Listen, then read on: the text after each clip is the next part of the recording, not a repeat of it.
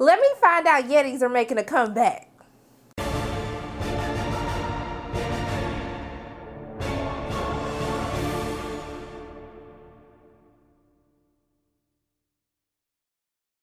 Hey everyone, it's Sharonda from Pay or Wait. Today I'm going to be reviewing Abominable, which is one of the films that I had the chance to see at the Toronto International Film Festival. This film is directed by Jill Colton, who's responsible for directing films such as Open Season, and she helped write on one of my favorite animated films, Monsters, Inc., and she also wrote this film as well. And so one of the co-directors is by the name of Ty Wilderman, who's responsible for directing films such as Open Season 2. So this film stars Chloe Bennett and Sarah Paulson, and it really centers around Chloe Bennett's character, who is a teenager just going through a tough time right now in life, and she's really trying to figure out how to pick up the pieces and really move on to enjoy the things that she still enjoyed. And so everything is going okay until she discovers there's a Yeti on the top of her apartment complex. And so the Yeti's name is Everest, and Everest is absolutely adorable and gave me all of my little feels throughout this entire film. And so she embarks on a journey with her friends Ping and Jen, and basically they're really trying to help Everest find his way back home to his family.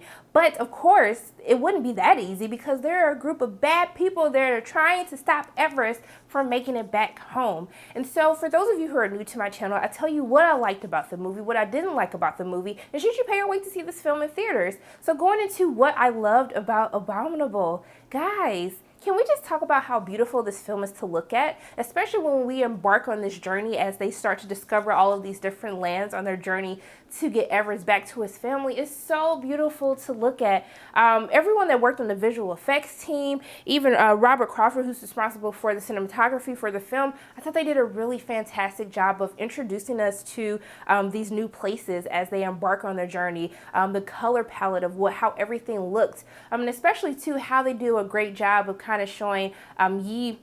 She actually plays the violin, and so when we have these sequences in which she's playing and then beautiful things begin to happen, I really love how they're able to capture the essence of the music also too while drawing you in visually as to what we're seeing unfold on screen. So I just thought that off the back, it was a very beautiful film to look at from beginning to end. Now also too, I have to say that I really did enjoy the actors who voice, these young characters, and also too going into making these characters so distinctively different, especially from Yi, she being a very focused young woman, knowing exactly what she wants to do, and also too how she's dealing with that loss and how that affects her dreams and goals. And then also too, I found a way to relate to all of these different characters, just from feeling lonely or wanting to play with people, trying to have that sense of friendship, being young and dealing with loss, and then also too just getting basically getting drawn in just with the electronics of the world. I know some people may find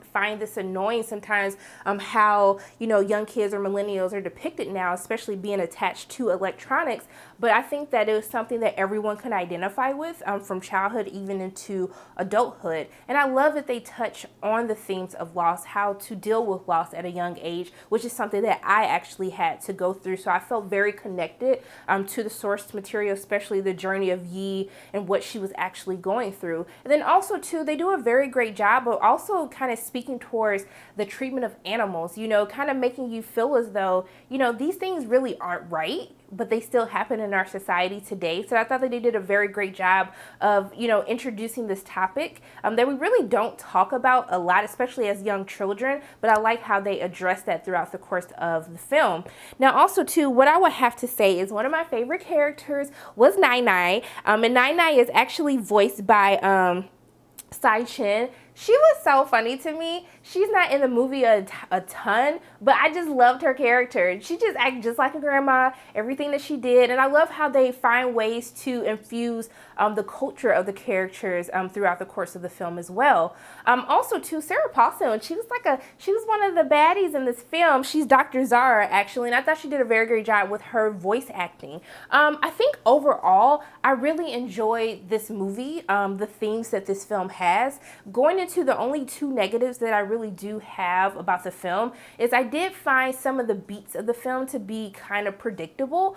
Even though it is an animated film and it appeals to both children and adults, I do wish that they would have taken it up just a little bit of more of a notch to try to find new ways to infuse kind of this Yeti story, this journey of how we discover this magical creature and how we go along this journey. And I think that through a little bit more character development, especially from the villains, I felt as though they touch base on why they're doing what they're doing, but for one of the characters, really with Dr. Zara's character, I didn't feel as though we really understood why Dr. Zara did the things that she did, or if her intentions were necessarily good or bad. And I really wanted to see them dive into her character a little bit more. But overall for me, I had a great time with Abominable. It's a fun, heartfelt film that is for both children and also too for adults, that has a lot of things dealing with lost friendship and also too with the treatment of animals. So I think that is a fun film that the entire family can go see. And if you don't have kids like I don't, it's okay. I watched this by myself and I had a good old time, and you would have a good time as well. And what I would tell you guys to do with you and your coins, I would tell you to pay to see this film in theaters.